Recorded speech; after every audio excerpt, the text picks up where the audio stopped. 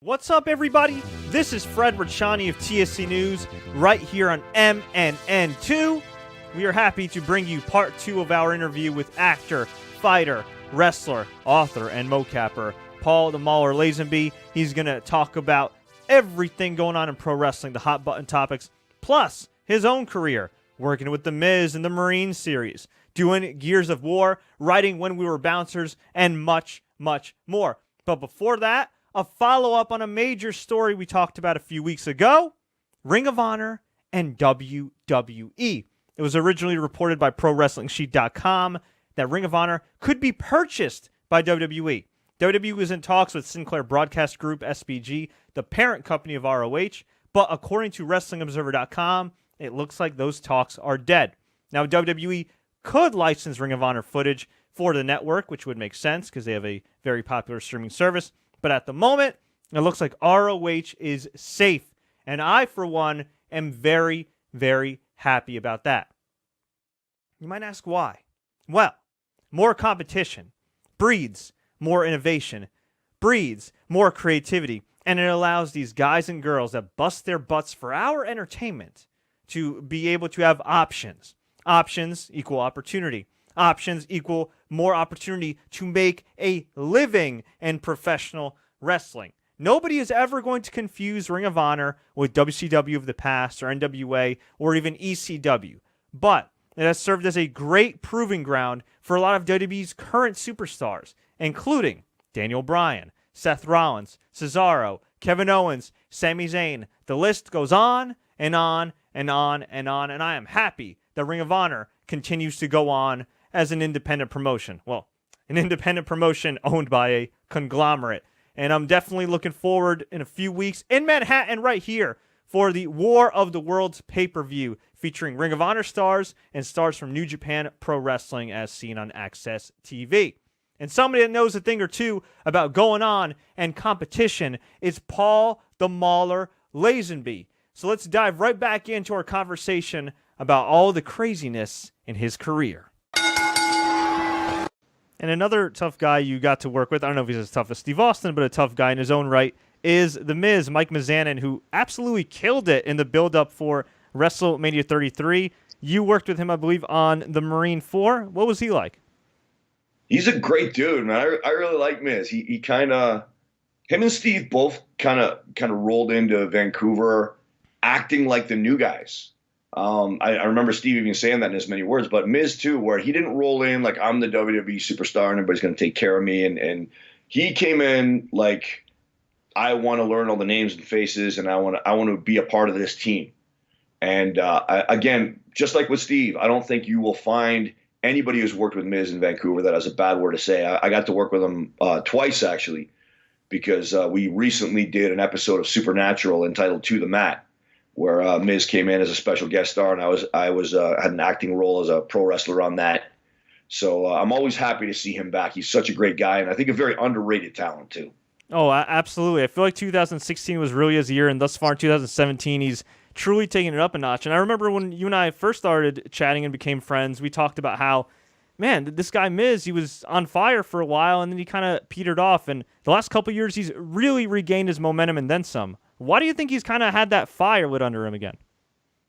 I think he's a driven guy. You know, he was supposed to come in as a novelty. I don't even think he was supposed to be in-ring talent when he was first brought in. He was supposed to be the MTV reality show guy that we're going to use for a little bit of publicity and then future endeavor him. And the thing with Miz, he reminds me of Chris Jericho in this respect, is that the wheels in his head are always turning, and he's always trying to figure out a new angle. Okay, what can I do that's different? How can I continue to advance myself? How can I reinvent myself? How can I make myself different? How can I make progress? They never get comfortable. And when you put them in a hole, when you drag them back from the start line, when you present them with adversity, they don't seem to lose that mindset. You know, they're still, okay, well, now how do I dig myself out of this hole and get back to where I started and then start climbing again? His work ethic, Miz's work ethic has just been incredible. You know, he's constantly changed himself. He's constantly advanced himself. He's been very intelligent with the way he wrestles too. You know, wrestling fans will recall not too long ago the famous Talking Smack debate with Daniel Bryan, where he brought up the fact that he said, I don't wrestle like a coward. I wrestle in a way that allows me to stay uninjured and keep wrestling. And he's very much right. And the last couple of years, his storytelling in the ring, his psychology in the ring, have really come up several notches. And I believe one of the reasons for that, that he's advanced himself in that respect, is because, again, that lends itself to longevity. If you don't have to take 9,000 spectacular bumps in a match to keep people entertained, you're going to have a longer career and you're going to be in better shape at the end of it. So I just think he's got so much drive that he is going to succeed no matter who puts what obstacles in front of him. It might take him longer, but he's going to get there. And it also helps to have Maryse in your corner, who happens to be your wife. Yeah, and dude, again, another surprising individual. She presented the character of the snotty chick that doesn't have time for anybody who's not as good looking as her, and nothing could be further from the truth. She was up here working with him on.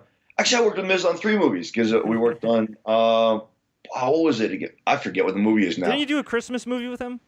I did. What was it? Jingle All the... No, that was Larry the Cable Guy. I forget what it's called now.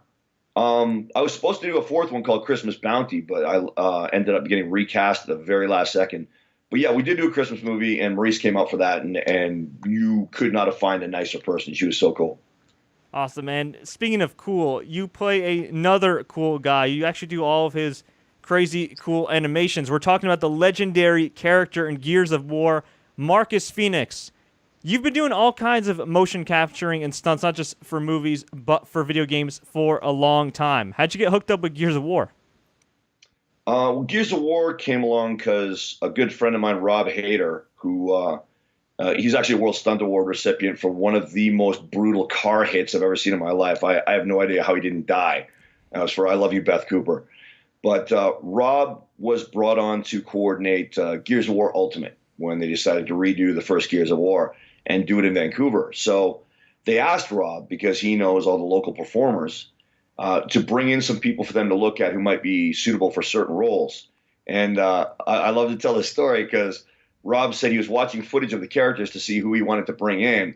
And he looked at some footage of Marcus Fenix, and they just close up on his face. And Marcus is looking down, and he goes, and right there, Rob goes, Lazenby. And that was pretty much it, man. They brought me in, and it ended up being an excellent fit. So I was Marcus Fenix. And I got to say, Gears of War 4 was TSC Gaming's #1 game of the year. I absolutely loved playing it. I wasn't a big Gears guy, actually, until you got cast as Marcus Fenix. And playing that game, I mean, I really see what the big fuss is all about. Did it take you a while to see what the fuss is all about? Like, did you go through the whole process, and then once the game came out, you were like, holy crap, this is crazy? Or did you understand the fan base of this massive franchise going into this project? Well, I picked up on how big it was pretty quick. I mean, after I got the job, I'm not a gamer myself. I'm scared to get a gaming system because there are awesome games like Gears out there, and I know I'll just get addicted to them and never go outside. So I'm not really tapped into the gamer community as such. But when I got the job, I thought I got to be a professional. I'll get on YouTube and get online and find out about Gears. And very quickly realized this is a huge franchise. This is a massive, massive franchise. And that meant that I had a heavy, heavy responsibility to the millions of people who play Gears, because that whole franchise revolves around Marcus Fenix. He's the guy. And so it was very important to me to watch as much Gears footage as I could on YouTube and read up on Gears as much as I could and read up on Marcus as much as I could to make sure that I was doing justice to that character. And that's why it made me feel very good to be brought back for Gears of War 4 after Ultimate came out and know that I had done a decent job and I had done justice to the character for all the gearheads around the world. Now, last time I checked, I think the very first video game credit you had, if I'm not mistaken, it was Def Jam Vendetta? No, it was Marvel Nemesis Rise of the Imperfects. Wow. But that may have been released after Def Jam Vendetta. We shot Marvel Nemesis, I believe, in 2002. And, that was for a little over a decade. I was the in-house big guy for Electronic Arts, who have a giant complex in Burnaby, BC on the outskirts of Vancouver. That's thanks to my good buddy Ken Sia, who works in the motion capture department. We met socially. And then he recommended I be brought in for an audition for Marvel Nemesis. And then I ended up being their guy for any big dudes. And yeah, it was a real good run, a little over 10 years with EA. And it was fun to watch the technology evolve too, because I'll tell you what, 2002 technology means that you end up taking a hellacious beating as a mocap performer to get the footage that they need. And now the technology's evolved to the point where it's not quite as bad. For those watching at home that aren't too sure of what goes into doing mocap, what's a day in the life of Paul Lazenby playing Marcus Fenix? Well, the Marcus Fenix gig isn't particularly punishing because there's a lot of acting involved. That's one thing a lot of people don't realize is the motion capture team, we do everything except the voices. But we still read the lines. We're doing exactly what we would be doing if that were a feature film or a TV show. And that means all the stunts. That means all the biggest stuff, right down to all the most minor little acting beats and the most subtle little things. So you really have to be an actor. You can't just be walking through the motions. We generally show up and ROM in, which is you just go through a series of physical movements so that the computer cameras all around us can pick up on the markers that are all over our bodysuits. And then we converse with the director. We go over the shots for the day, and then we just run through them. And it's a lot of fun. I love the team at Animatrix Studios. I love the Coalition. I love the cast of Gears of War, except for Alex Ponovic, who's really creepy and gross. So I hope you're watching this, Alex. You're gross. But yeah, it's like working on a TV show, like working on a movie, but a little bit different in that there's less pressure with regards to camera angles and hitting your mark and stuff like that. And so you get a little bit more room to play. Man, that Paul Lazenby has pretty much done it all in the entertainment business. There's probably a few job titles I don't know about. We'll get to the final part of our Paul Lazenby interview later in the show. But unfortunately, I have to give an update on Scott. He's not here right now. Scott Anderson, the People's Podcaster, our resident fact checker. He had a little bit of a snafu with his tire. I think the black and white that he was playing around with last week kind of clouded his judgment a little bit. But we're happy to say that Scott is safe and sound. He is currently resting up. He is eating his bootios like the New Day. He might even be with the New Day right now. And we will hopefully have him back next week. Now, as far as to continue the fast facts he had about MMA fighters turned pro wrestlers, well, there are a number of MMA fighters / pro wrestlers who have appeared on TSC News. He mentioned a few of them last week, including Daniel Puder, Bobby Lashley, of course, Ken Shamrock, Dan the Beast Severin, Mark Coleman, who have appeared on TSC News, King Mo, bunch of guys. I mean, the list goes on and on. We had Eric Butterbean Esch, who is famous or infamous for knocking out Bart Gunn at WrestleMania 15. Rampage Jackson technically participated in pro wrestling, although he was in TNA Impact Wrestling for literally a cup of coffee. But since it is Throwback Thursday, I thought it'd be a nice trip down memory lane to take a look back at not one, but two of our memorable interviews with wrestlers turned fighters, or in the case of Bobby Lashley, a wrestler turned fighter, and in the case of King Mo, a fighter turned wrestler. Sort of. So let's check out our first throwback clip. This is a clip of myself interviewing Bobby Lashley back in 2014. At the time, he was the current Impact Wrestling World Heavyweight Champion, and how ironic, 3 years later, he is still reigning supreme as the Impact Wrestling World Champion, and in my humble opinion, one of the most underrated stars in the wrestling business. Fred Richani of TSC News here at Pro Wrestling Syndicate's All Fired Up. I am standing alongside the jacked, the badass, the dominant Bobby Lashley, current TNA World Heavyweight Champion, also a Bellator MMA fighter, now 1-0 in Bellator MMA. Bobby, you've been on a hell of a run this year, man. How you feeling? I feel great. Well, actually, my body's a little broken up right now, but for the most part, I'm healthy, man, and I feel good. You had a great performance at Bellator against Jason Burns, Kevin Burns, Monty Burns, whatever the hell his name is. You just totally destroyed him. Had a great match with Bobby Roode at No Surrender. What some people don't know is that match was taped before your fight, and you took a Roode bomb outside on the floor. How's your back feeling? Took a lot of rehab to get ready for that one. But, like I was saying before, I told him if I'm going to do both, I'm going to give 100% to each one of them. So even though I had a fight coming up in Bellator, I knew that match with Bobby Roode was important, so I wanted to give it all. So taking that bump was just part of the game. And how supportive has Viacom been with you? Because, they tried to do the pro wrestling thing with King Mo, didn't really work out, Rampage Tito. You're the one guy, for the first time in years in pro wrestling, and successful in both. Yeah, I always thought that in order to do both, you have to be a pro wrestler first, because a pro wrestling fan doesn't embrace everyone. So you actually have to be in pro wrestling first. A pro wrestler going to MMA, that can happen. MMA going to pro wrestling, that's going to be a hard task to accomplish. There are some guys that have the personality and everything that we can bring over, but for the most part, has to be a wrestler.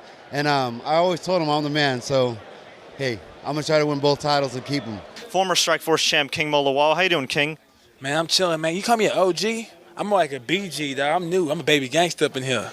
Okay, you can expect me to look good, smell good, good ring entrance, girls that look good that's on beat, a nice knockout, a great speech, probably something funny, maybe a funny dance, and for me to be holding that big check right there, you know what I'm saying, 100 grand, you know what I'm saying? You expect that, and then you expect me to do the same thing in Impact Wrestling.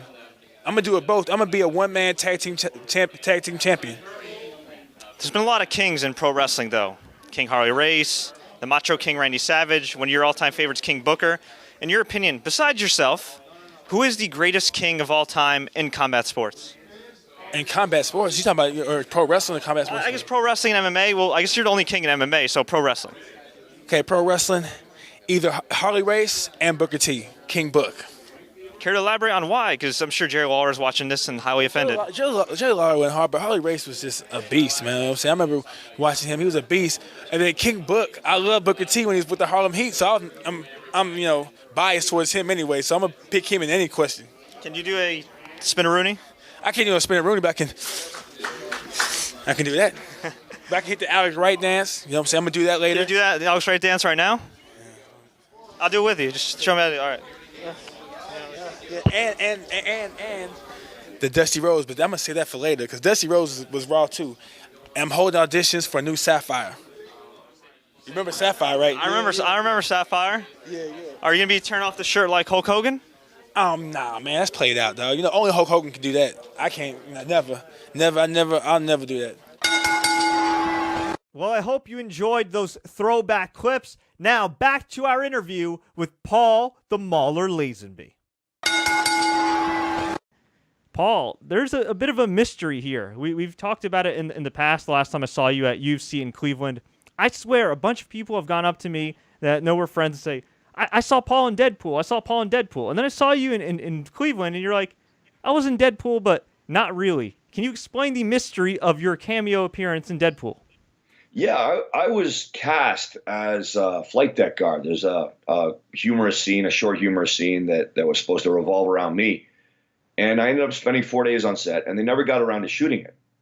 And the only reason I ever even got into camera is because there's one scene where there are soldiers leaning over the side of a shipping container that they're standing on the top of, and they're firing down toward the ground, trying to kill Deadpool. And they needed an extra guy, so the stunt coordinator just came up and put a machine gun in my hands and said, get up there and fire this. But I wasn't even supposed to be that guy. So in Deadpool, you will have seen me there, but you won't know it's me because you just see the back of my head and I'm wearing a helmet and a mask. So I do show up in the credits as flight deck guard, and I was cast as flight deck guard, but unfortunately that dude never really made it to the final cut. Well, hopefully we'll get justice for that guy, maybe in Deadpool 2. Hey, they're more than welcome to call me anytime they want, man. I was so ecstatic to hear that they were coming up here.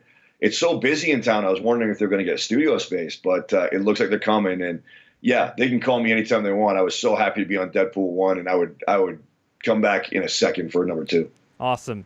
Now, in addition to being a wrestler, actor, stuntman, mocap, you name it, you're also an author, the author of When We Were Bouncers, various stories from different celebrities about their times as bouncers, maybe former WWE pro wrestlers, UFC fighters, a little bit of everything in between. How'd that concept come about, and can you tell us about the sequel? Yeah, it was a few years ago, and actually in a sideways way, I kind of owe a very corrupt, in my opinion, allegedly corrupt, I'll put that so I don't get sued, politician by the name of Christy Clark for the entire idea, because we went through a very bad drought in the film and TV business around 2012. There were people actually losing their houses. That's how dry the business was back then. And I started thinking, our business is probably going to die because our premier, which is the Canadian equivalent of a governor, was, to my judgment anyway, it looked to me like she was trying to choke the business out. She was actually refusing to help it and even taking measures that I thought were damaging the business and making it less likely it was going to be able to rebound. So I started looking at what I'm going to do. I mean, okay, if this business goes under, I don't have a huge amount of contacts in Toronto or LA. I might be able to get some work there, but how am I going to make a living? And then an old idea that I kind of tucked away in the back of my head 2 or 3 years previously came up again, which was I spent about 20 years bouncing, and it occurred to me that bouncers have insane, crazy-ass stories, and yet no bouncer book has ever really been successful, and usually projects that focus on bouncers aren't successful. And I realized that it's because most people have negative associations with bouncers, the way many people do with cops. You know, the bouncer is usually somebody that is telling you can't do something or punching you in your face or whatever. So I thought on it a bit further and realized, well, I know a lot of famous people, you know, through pro wrestling, through MMA, through film and TV. So I know a lot of them would have been bouncers. In fact, I knew for a fact that some of them were. And that was the hook, is that this book is going to be about people who've gone on to become famous and successful in their chosen field of endeavor, reminiscing about their days when they were climbing the ladder of success, working as bouncers. And the original conception was as a TV series, but while I was learning how to pitch it or figuring out how to go about doing that, I decided to get a book out there as well to get the idea out and start spreading it around. This Roots of Fight, you've been working with them for a number of years. I just saw online, it looked like they have this badass Andre the Giant collection. Can you tell us a little bit about it? Yes, I finally can, man. I'm very lucky. I've been working with the Roots of Fight company, I think, since they were about a year old, maybe a little bit older. But Jesse Katz, who's one of the co-owners of Roots of Fight and co-founders, along with Richard Lawley, a name you don't hear often enough because he does all the Roots of Fight designs. Rich is amazing. But Jesse is kind enough to kind of include me on their future plans when they've always got future plans. So I think it was about a year ago, you know, I had been bugging him. I had been in his ear about doing something about wrestling. And he said, okay, look, you know, we're starting to put some ideas together for Roots of Wrestling. And then a few months ago, he showed me the Andre the Giant design, you know, and so it's been so tough for me not to talk about it. And I'm so happy it's finally out. And believe me, guys, this is just the start of Roots of Wrestling is the Andre the Giant product. There are more designs in the chamber ready to be fired, and then there's more on the way because I know that I'm on Jesse all the time, putting names in his ear about who he should do next. You're also a contributor to Killing the Town, a very popular podcast with Cyrus the Virus and former WCW and WWE superstar Lance Storm, who is an amazing trainer. He's trained so many people from the likes of Emma, Dolph Ziggler, Billy Kay, Peyton Royce, Tyler Breeze, you name it. I mean, there's just so many that I could list off. Paul Lazenby. And Paul Lazenby. That's what I want to talk to you about. Because while you are a contributor to Lance's awesome podcast, you are also technically the first official trainee of the Storm Wrestling Academy. Can you tell us about that? Yeah, I was one of the first official trainees. When I decided to take the plunge and learn how to be a pro wrestler, thanks heavily to a couple people named Crystal Vines and Carlos Leal, who financed my trip across Canada. Carlos even drove me 2,000 miles from Kitchener to Calgary to get to wrestling school.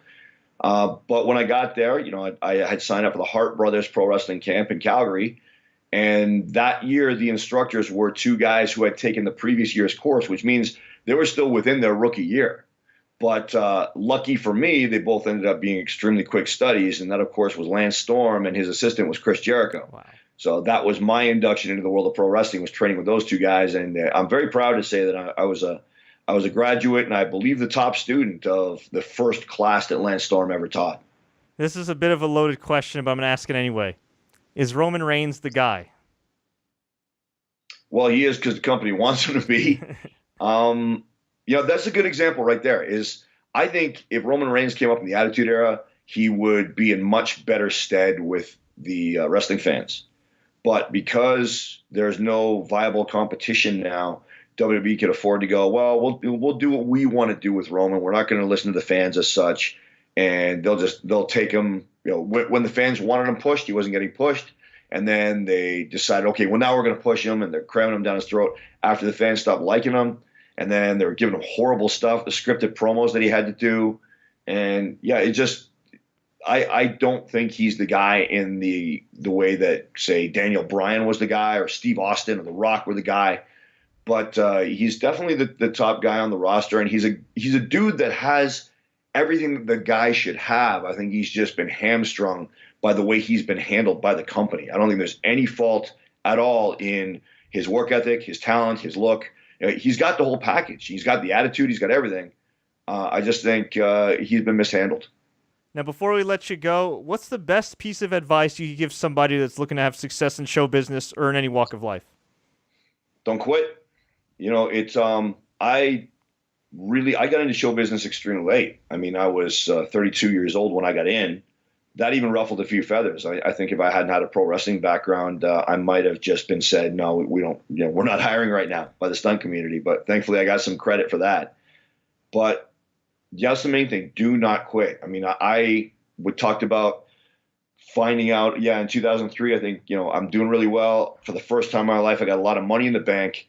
I can finally say I'm a full-time stuntman. Well, immediately after having that epiphany, my wife got terminal cancer, and I lost all my money. I lost my dream home. I lost everything. And I was $115,000 in debt a few months later. So I had to start from before the finish line. And I felt like sitting down by the side of the road and quitting, but I didn't. And now I'm back in the dream home that I lost, and I'm better off than I was before my wife got sick, and largely over her death, as much as you can be, something like that, because I didn't quit. Because even on the days when it felt like I could barely get out of bed, well, then fine. Just put one foot in front of the other and take it at your own pace. If that pace is 1 inch at a time, keep doing it and don't quit. And it's a very flippant thing to say time heals all wounds and it'll get better. And people come at you from all angles when tragedy hits or when hardship hits with these sympathy card platitudes, and it's disgusting to me. But at the same time, that idea, just hold it in your head, is that it's going to suck right now, and it's going to suck tomorrow, and it's going to suck next week and next month. But there will come a day where it doesn't suck anymore, or at least when it's not sucking as badly and you can deal with it a lot better. And I'm living proof of that. I never thought I'd be back where I am now. I'm better off than I ever was. So don't quit, period. Wow, I had a great time chatting with my old friend Paul the Mauler Lazenby. I hope you enjoyed the chat as much as I did. Folks, if you want to see more, please log on to youtube.com/The Sports Courier. Click the subscribe button. You can also follow us on Twitter @Sports Courier, Instagram @TSC News, Facebook.com/The Sports Courier. You can also catch the podcast on SoundCloud.com/TSC News, iTunes, Stitcher, Google Play, you name it, we got it. Thanks so much for the time. Until next time, everybody, same time, same place, next week, MNN2. As always, enjoy the matches.